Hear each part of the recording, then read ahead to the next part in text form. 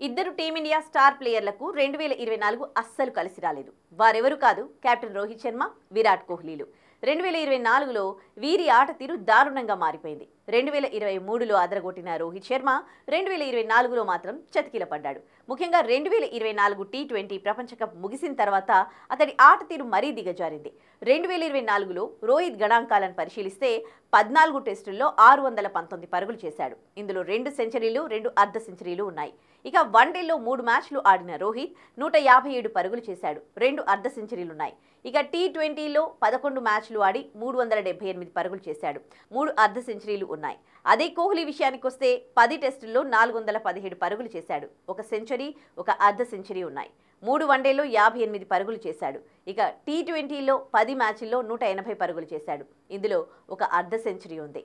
ఓవరాల్గా 2024లో రోహిత్ శర్మ 28 అంతర్జాతీయ మ్యాచ్ల్లో 1154 పరుగులు చేశాడు. ఇక కోహ్లీ విషయానికొస్తే 23 మ్యాచ్ల్లో 655 పరుగులు చేశాడు. కెరీర్ పరంగా 2024 వీరిద్దరి చెత్త ఇయర్ అని చెప్పడంలో ఎటువంటి సందేహం లేదు. అయితే ఐపీఎల్లో మాత్రం కోహ్లీ రాణించాడు. 15 మ్యాచ్ల్లో 741 పరుగులు చేశాడు, 1 సెంచరీతో పాటు 5 అర్ధ సెంచరీలున్నాయి.